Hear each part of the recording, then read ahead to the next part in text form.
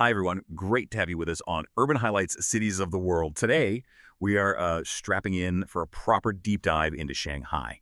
It's this amazing urban giant that somehow manages to be both incredibly ancient, culturally deep, and also right on the cutting edge of global tech. It really is a city of stunning paradoxes. And navigating it, well, it takes a level of pre-trip prep. It's unlike almost anywhere else.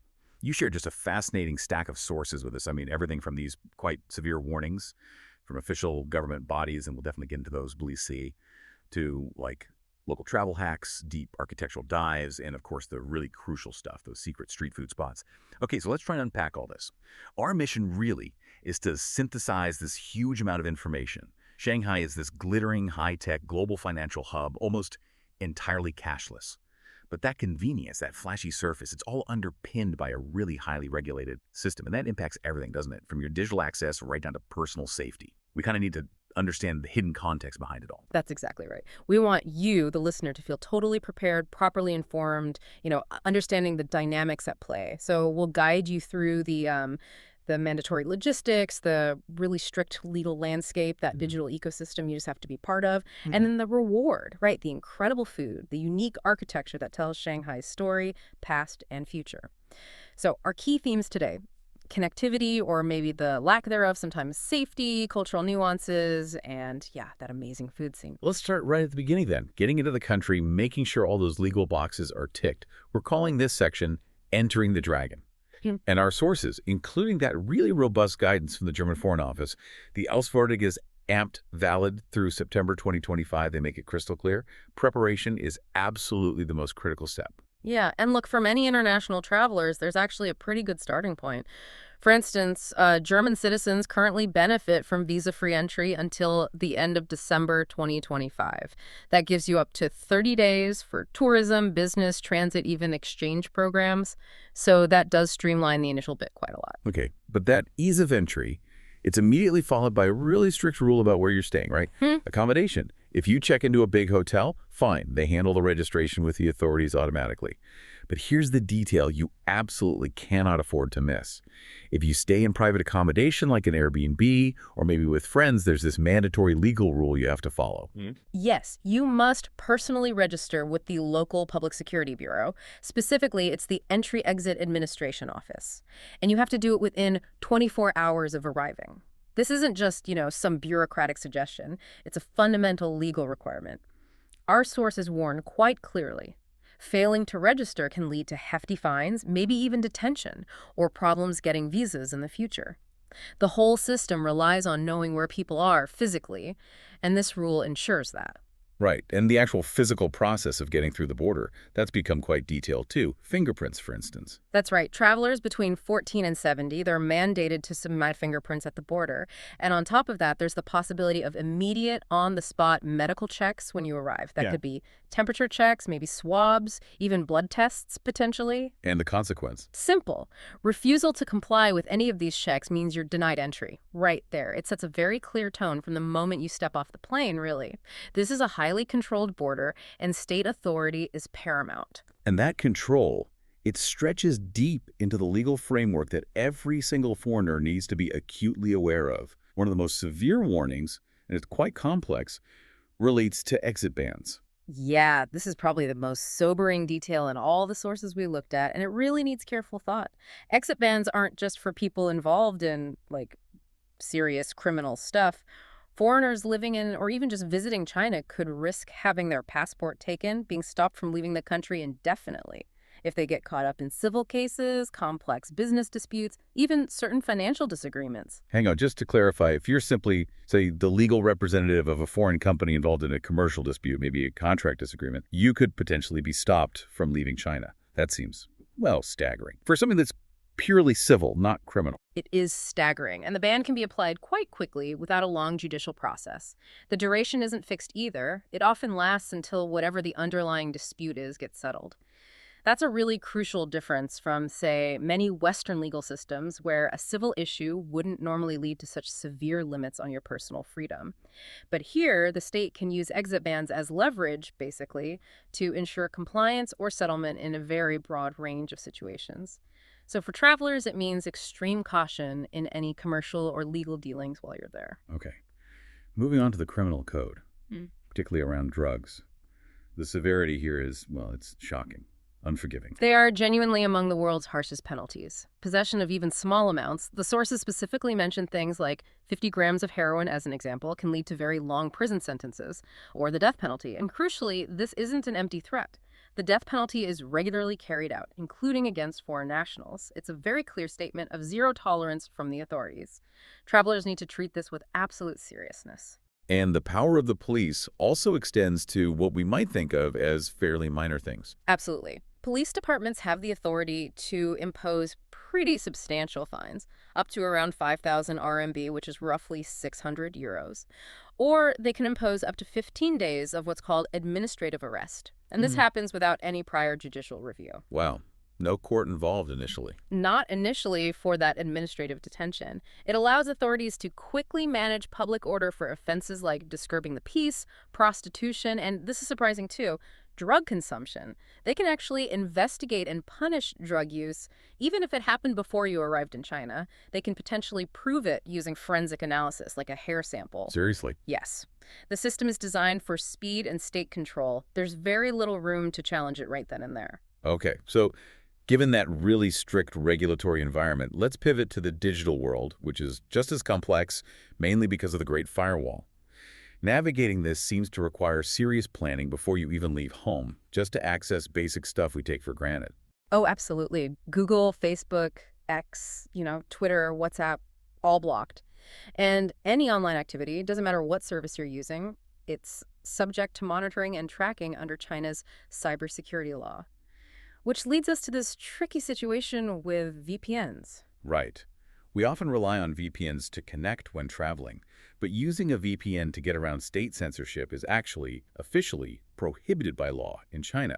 So it's a contradiction, isn't it? You kind of need a VPN to communicate or work effectively, but technically, using one breaks the rules. That's precisely the gray area travelers have to navigate. The official advice notes that while, criminal prosecution against foreign tourists just for using a VPN hasn't been widely documented so far, the risk is still technically there. So the practical solution, based on what experienced travelers suggest, seems to be twofold. First, if you do decide to risk using a VPN, you absolutely must download and install it before you land in China. Because trying to download it from behind the firewall is basically impossible, right? Exactly. Accessing the necessary app stores or websites is often blocked, so get it set up beforehand.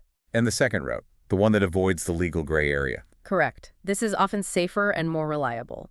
It involves using a roaming eSIM from a provider that's not based in mainland China.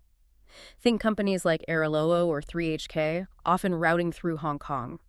Because your data connection goes through a foreign network first, it bypasses the Great Firewall restrictions naturally. So you can access blocked sites like Google, WhatsApp, whatever, natively. No need for a technically illegal VPN connection. That sounds like the way to go for anyone who really needs reliable access to Western apps for work or keeping in touch. It's definitely the recommended approach for guaranteed access, yeah. Okay, now let's talk money. Or rather, the lack of physical money. The digital integration in Shanghai seems so total that cash is almost obsolete. We hear it's nearly 100% cashless. The shift is pretty much total. Honestly, many smaller vendors, street stalls, they simply don't have change anymore. Trying to pay with cash can be really cumbersome, sometimes just impossible. To really function smoothly in Shanghai, you absolutely have to get set up with the digital payment system. That means installing and learning either Alipay or WeChat Pay. Generally, Alipay is recommended for international visitors. Its English interface is better, and it seems to handle linking foreign cards and verification a bit more smoothly for non-Chinese users. And the single most crucial piece of advice we got from the sources about this was the pre-arrival setup, wasn't it? You must link your international credit card and fully verify your identity on Alipay before you get to China. Why is that step so vital? Because trying to do the identity verification or link a card once you're already in China, behind the firewall, potentially struggling with internet access, it can turn into a bureaucratic nightmare, honestly. Getting it all sorted while you still have easy, unfettered access to your home bank accounts, verification texts, all that stuff, it's really the only way to guarantee you can hit the ground running smoothly. Makes sense. And once that's done, Alipay basically becomes your key to everything, especially transport. It simplifies pretty much everything, yeah. Didi, which is China's version of Grab or Uber, it's handled entirely within the Alipay app. You can also generate digital metro and bus cards right in the app. For the metro, you scan your QR code twice. Once when you enter, once when you exit, so it calculates the fare. For the bus, it's just one scan when you board. And the fares are incredibly cheap, apparently. Astonishingly cheap. Often just 2 to 4 yuan for short rides, which is what, like 30 to 60 cents? It's a massive convenience for getting around the city. There was a little Didi hack mentioned, too, something about verifying your phone number. Ah, yes. That speaks volumes about the verification culture. When your Didi driver arrives, you usually need to verbally tell them the last 4 digits of the phone number you used to register the app. It's like a final security check before the ride starts, confirming you're the actual tracked user who requested the car.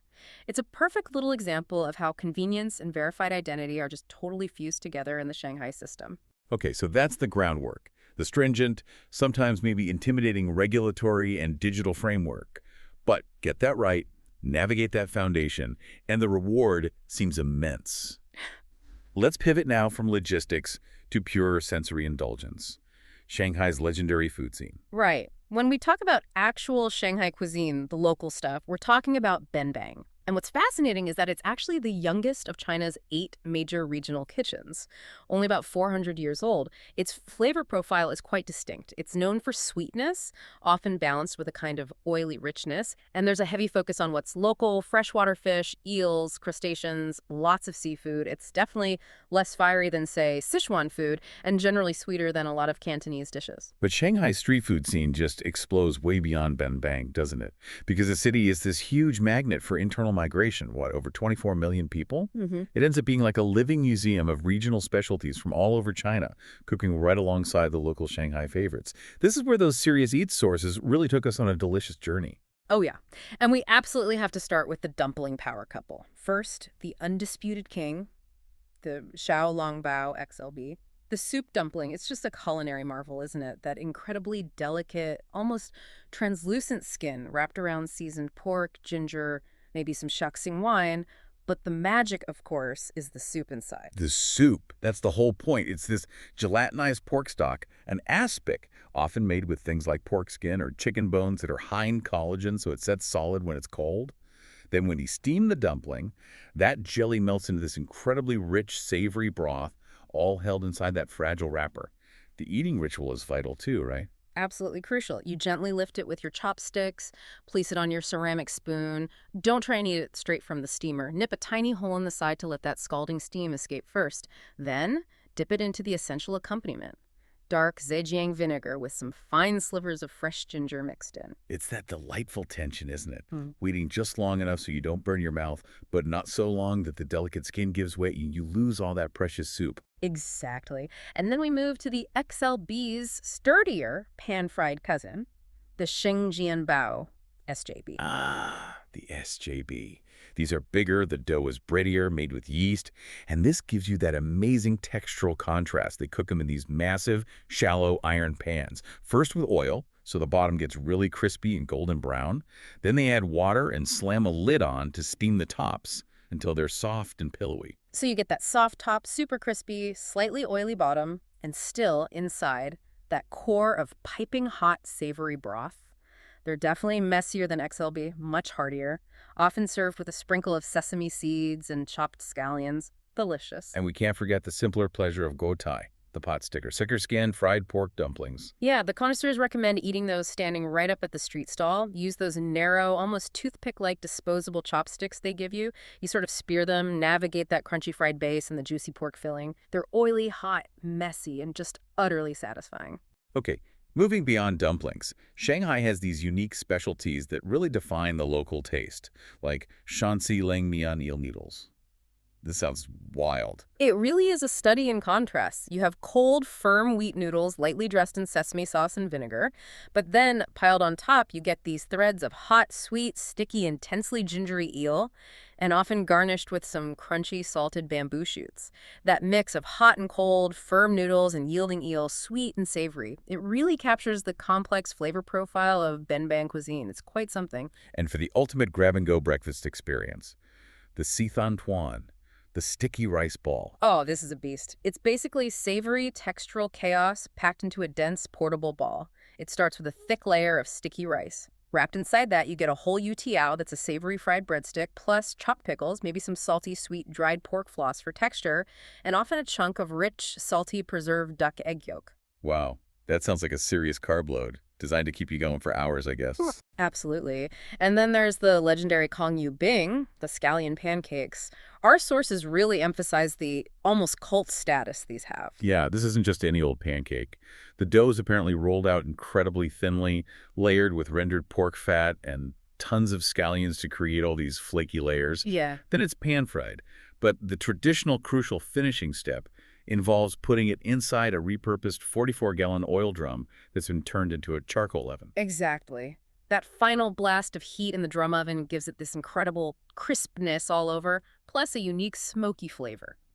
Apparently, the queues for the best spots can be hours long. People are serious about their Kong Yu Bing.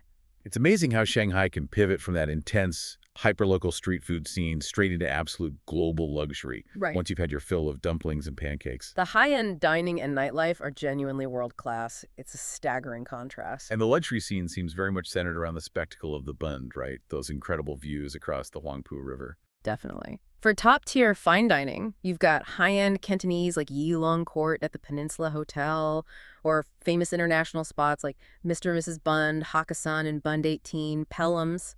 The list goes on. But the experiential advice, the real pro tip, seems to point towards the rooftop bar scene. Absolutely. Places like View Bar, Flair Rooftop at the Ritz-Carlton, Sir Ellie's Terrace at the Peninsula, La Terrazza at the Bulgari Hotel. These places are essentially prime real estate because of those jaw-dropping skyline views, especially looking across to the Lujiazui Financial District lights. And here's that great tip we found for travelers maybe watching their budget but still wanting that amazing vista. Instead of paying for an expensive observation deck ticket in one of the super tall skyscrapers, consider going to one of these rooftop bars instead. That's smart. Often, the cover charge or the minimum spend for a drink is comparable to the price of an observation deck ticket. But you get a drink included, a much better, more relaxed atmosphere, maybe some music, and arguably better views because you're looking at the skyline, not just down from it. It's often better value and just a superior experience overall. Good tip. And for those looking for higher energy later on.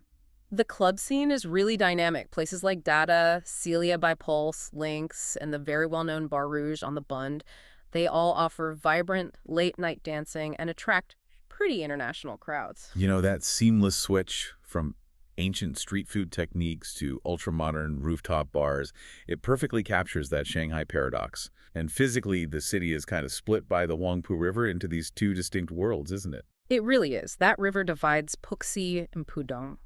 Puxi, on the west side of the river, that's the historic core. It's where you find the colonial architecture along the Bund, the charming tree-lined streets of the French concession, and the traditional neighborhoods with their shikumen alleyway houses. Puxi really tells the story of Shanghai's complex, layered past. And then you look across the river to Pudong on the east side. And that is just bam, the face of modern, hyper-capitalist China. That's the financial district. It's relatively new, built up incredibly quickly. This massive expanse of innovative, often futuristic-looking infrastructure, and of course those record-breaking skyscrapers that define the 21st century skyline. Pudong is definitely home to architectural extremes. The Shanghai Tower, for example, stands at 632 meters, making it the second tallest building in the world. And one detail that just screams modernity is its elevator. It holds the record for the world's fastest, apparently clocking in at 74 kilometers per hour on its way up to the observation deck at 546 meters. Wow, 74 kilometers in an elevator. You'd feel that. I imagine so. You've also got the Jinmao Tower, famous for the Cloud 9 bar way up on the 87th floor, and the really iconic, almost spaceship-like Oriental Pearl TV Tower with its glass floor sections. But the real architectural genius of Shanghai, maybe, is in how it blends the old and the new. That style they call Haipai, or Shanghai style, where heritage buildings get a new life. The 1933 Old Mill Fund sounds like an incredible example. Oh, the 1933 Old Mill Fund is truly unique. It was originally a massive, quite brutalist concrete slaughterhouse built in the 1930s, a very complex, almost labyrinthine structure. And today it's been brilliantly repurposed into this creative hub. It's full of art galleries, little boutiques, design studios, cafes. Walking through its interlocking ramps, bridges, and stark concrete corridors gives you this incredible, almost eerie sense of history and industrial scale, but now it's filled with modern creative energy. It's a fantastic contrast. And the Rock Bund complex near the Bund does something similar, right? integrating old colonial buildings into a sleek, modern development. But if you want to really understand the traditional city fabric, you need to explore the Shikumen-style neighborhoods. Exactly. Shikumen are these traditional stone gate houses. They usually have thick brick walls, ornate stone gateways marking the entrance to the alley, and they blend European-style terrace house layouts with traditional Chinese inner courtyards. These structures form the backbone of many older residential areas. Tianzifeng is a well-known example, though it's quite touristy now. It's this maze of narrow Shikumen lanes, but now they're crammed with tiny cafes, little art studios, souvenir shops, and bars. It's bustling, maybe a bit overwhelming, but still gives you a feel for that traditional layout. And when the sheer scale and energy of Pudong or the crowds in Tianzifang get a bit much, Shanghai does offer places to escape, some necessary retreats. Definitely. The French concession is probably the most famous escape within the city. Those beautiful, plain tree-lined streets, the European-style architecture, the little independent boutiques. It's just perfect for a long, relaxed wander. The shade from the trees is a lifesaver in summer, too. For a deeper historical insight, there's the Shanghai Jewish Refugees Museum. It's housed in the former Olomoshi Synagogue. Yeah, this tells a really crucial, often little-known piece of history. Shanghai's unique role during World War II as one of the very few places in the world where Jewish refugees could find sanctuary without needing a visa initially. It's an incredibly moving place to visit, really essential context for the city's past. And if you need a proper nature break, like really get away from the concrete. There are options. Gongqing Forest Park is quite large and good for picnics or just quiet walks. Or for a bigger escape, you could head out to Chengsing Island. It's a bit further out, but offers beaches, parks, bike paths. A real change of pace from the city buzz. Okay, and one final reminder on that sightseeing strategy we mentioned earlier. Right. Since so much of Shanghai's visual spectacle is its skyline, which you can see for free just by walking along the Bund, maybe focus your spending more on experiences rather than just entry tickets. Prioritize that rooftop bar visit over paying to go up an observation deck. You'll arguably get more atmosphere and better value for your money that way. Okay, moving from the physical city to the social space. Navigating local etiquette in Shanghai seems to require quite a bit of awareness, patience, and maybe a willingness to accept norms that can feel dramatically different from what we're used to in the West. Absolutely. A lot of the core concepts underpinning social interaction is all about saving face, or maybe more importantly, avoiding causing someone else to lose face. This means that indirect communication and avoiding direct confrontation are really highly valued. As a traveler, you should try never to force a local acquaintance into giving you a direct, uncomfortable no. They'll likely use polite workarounds, vague language, maybe change the subject, understanding that indirectness is really key to smooth interactions. And this extends to conversation topics too, doesn't it? There are things you just don't discuss. Definitely. Travelers need to be strictly aware. Avoid sensitive subjects. Politics, human rights, religion. These are generally off limits in casual conversation, especially with people you don't know well. Pushing these issues will, at best, cause serious social discomfort, and at worst, could potentially lead to issues with authorities. It's just not worth it. Conversely, though, you should be prepared for questions that might feel quite personal by Western standards. Yes, that's a common experience. New acquaintances might ask quite directly about your relationship status, your salary, whether you're married, have kids. The intention behind this is usually meant as an icebreaker, a sign of genuine interest in getting to know you, not necessarily being nosy or intrusive. The key is to have a polite, perhaps slightly vague answer ready if you're uncomfortable, but try to recognize it as a cultural way of building rapport. Some of the observations on public behavior quirks are particularly fascinating, often seeming like a complete flip of Western etiquette. Take spitting, for example. Right. Our sources noted that spitting may be into a designated bin, but sometimes just discreetly on the ground, or even in odd places like airplane galleys, apparently is considered relatively common and generally acceptable. It's seen as a way to clear phlegm. Okay. Yet, doing something we consider pretty normal, like blowing your nose into a tissue in public, that's considered quite rude. Generally, yes. That contrast can be quite jarring for first-time visitors. Keep the nose blowing more private if possible. And then there are those practical, local adaptations to daily life, the famous squat. Ah, yes, the Asian squat. Many Chinese people, especially older generations or in more informal settings, will rest or even eat street food in a deep squat position with their feet flat on the ground. It's actually a very stable and surprisingly comfortable resting position if you grew up doing it. It's often preferred over just sitting down on a curb or step. And of course, the summer icon, hmm the belly shirt. The Beijing bikini, as it's sometimes humorously called, though you see it in Shanghai too, when it gets really hot and humid, think 35 degrees Celsius, 99% humidity, it's very common to see men, particularly older men, roll or lift your shirts up to expose their midriffs. It's just a straightforward, practical way to catch a breeze and cool down, a perfect example of adapting to the climate. No big deal locally.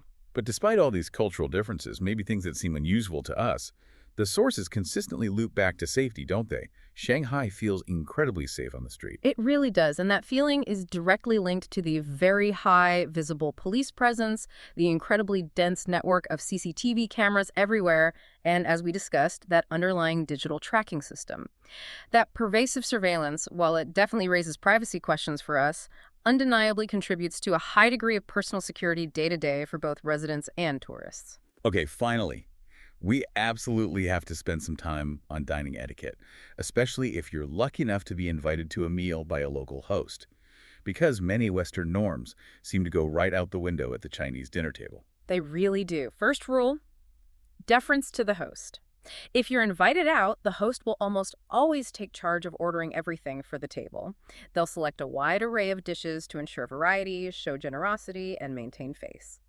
You really shouldn't reach for the menu or try to order yourself unless the host specifically invites you to suggest something. Okay, host orders.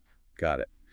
And then there were the rules or lack of rules around noise and messiness. This sounds counterintuitive. It can feel that way, but Yeah. things like slurping noodles or soup loudly, what the Germans call schmatzen, it's not just acceptable, it's often encouraged. It signals that you're really enjoying the food.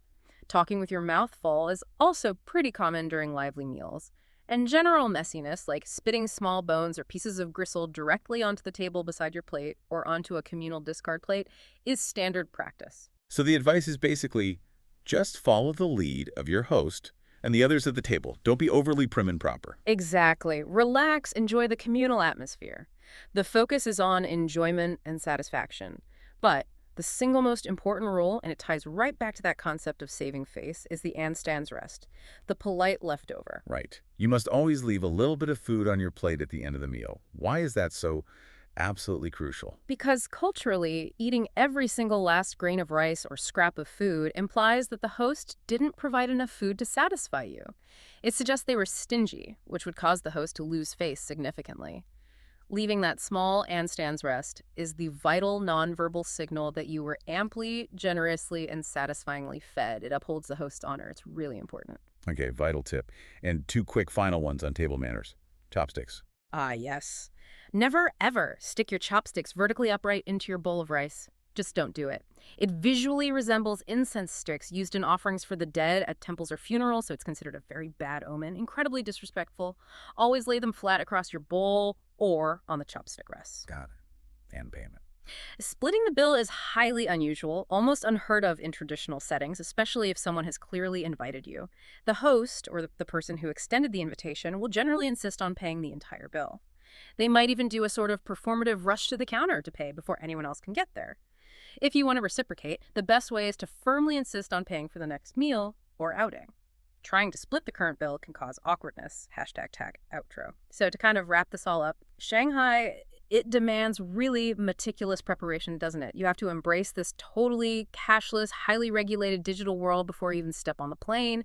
You need to be deeply aware of the serious legal risks, those potential exit bans, even from civil issues, the incredibly harsh drug laws. Yeah, the groundwork is intense. But if you navigate that stringent structure successfully, it really does unlock this world of unparalleled convenience, efficiency, and, surprisingly maybe, a high degree of personal safety on the streets. And then you're free to just immerse yourself in those magnificent contrasts, riding the world's fastest elevators one minute, wandering through centuries-old Shikumen alleys the next.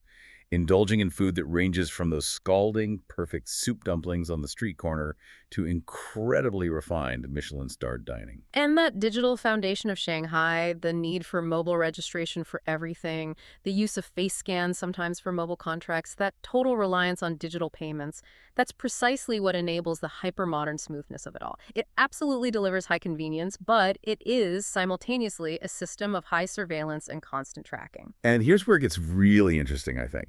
You have the official travel advice, which quite starkly warns you about strict controls, surveillance, the illegality of trying to bypass the firewall. Yet the actual day-to-day tourist experience, once you're set up, often feels incredibly smooth, convenient, efficient, and safe. That pervasive digital tracking seems inextricably interwoven with the feeling of security and ease. So the provocative thought maybe is, what does this Shanghai model mean for the future of global urban travel? Where does that line blur when digital convenience and constant surveillance become essentially two sides of the very same coin? Something pretty profound to mull over, perhaps, as you plan your own journey through this magnificent paradoxical city. Yeah, absolutely. We really hope you're leaving this deep dive feeling much more informed, maybe a bit more prepared, and definitely excited for your next adventure. Thanks for watching. Don't forget to like and subscribe, and we'll see you next time. Thanks.